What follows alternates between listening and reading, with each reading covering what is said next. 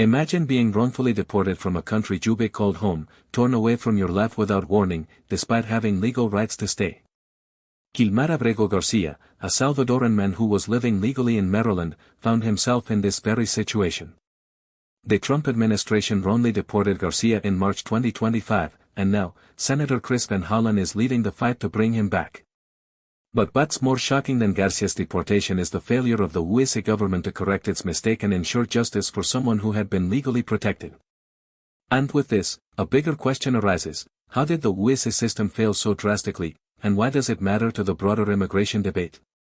The story began with a legal mistake, a deportation that violated not only Garcia's rights but also a court order meant to protect him. Despite being granted protections under USA immigration law due to the ongoing threat of violence in his home country, Garcia was sent back to El Salvador, a country ravaged by e-gangs and lawlessness, putting his life at risk. The Trump administration admitted that this deportation was an administrative error, but the damage was already done, leaving Garcia in a precarious position and igniting a political storm over the handling of such cases. But this case is more than just about one person's journey. It's about a systemic failure in how the USA handles deportations and immigration cases. Garcia's deportation is a stark reminder of how easily the rights of immigrants can be overlooked in favor of political agendas. Senator Van Hollen argues that this case highlights a broader flaw in USA immigration policy, showing the vulnerabilities within a system meant to protect individuals like Garcia. When laws are ignored or misapplied, the consequences are devastating, not just for those affected but for the entire immigration system. The fact that Garcia was deported despite having legal protections underscores the need for accountability and reform. While Van Hollen has focused on the injustice done to Garcia, this case has far-reaching political implications. Garcia's deportation is not just about the mistake of one administration, it's a reflection of a much deeper issue in USA immigration policy. Garcia, like many others, was caught in a broken system, where legal protections are often ignored or dismissed, and the rights of vulnerable immigrants are not always upheld. Van Hollen has made this issue a central focus of his campaign to reform immigration policy, arguing that Garcia's case is a symptom of a much larger crisis that needs to be addressed immediately. This case has become a flashpoint for broader debates on immigration reform, raising questions about the treatment of immigrants, the fairness of the deportation system, and the need for greater accountability. Van Hollen has called for a full investigation into how the system failed Garcia, as well as legislative reforms to ensure that such a mistake never happens again.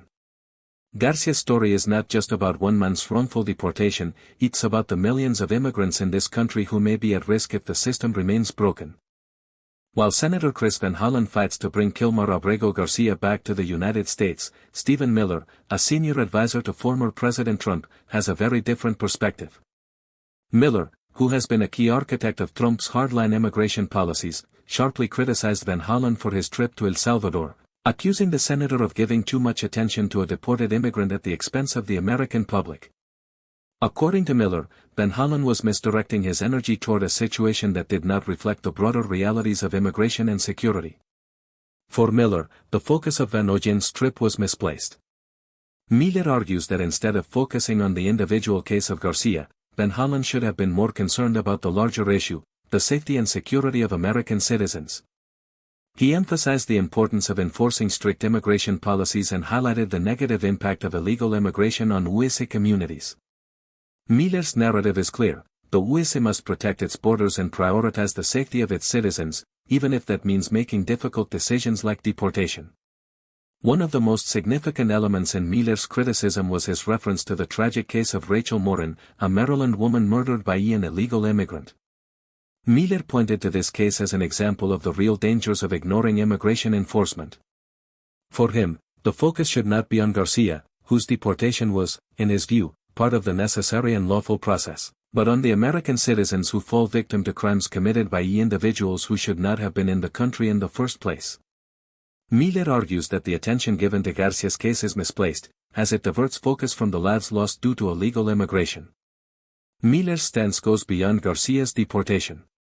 It reflects his broader vision for USA immigration policy, one focused on enforcing strict borders and ensuring that criminals and dangerous individuals do not have the opportunity to enter or remain in the USA. He strongly believes that immigration policies must prioritize national security and public safety above all else. For him, cases like Garcia's are unfortunate, But they should not overshadow the larger goal of protecting American communities from the threats posed by illegal immigration. Miller's sharpest criticism of Van Hollen was his focus on Garcia's case, which Miller argued obscured the real issues. According to Miller, Van Hollen's efforts should be directed toward ensuring that the USA immigration system doesn't leave American citizens vulnerable to crimes committed by those who are unlawfully in the country. Instead of focusing on an individual deportation, Miller believes Van Hollen should be leading the charge on immigration reform that puts the safety and security of American families first. In the face of Van Hollen's calls for reform, Miller has been unwavering in his advocacy for tougher immigration policies. For Miller, securing the USA border and enforcing existing laws are non-negotiable priorities. His approach to immigration isn't just about legalities, it's about ensuring the safety of every American.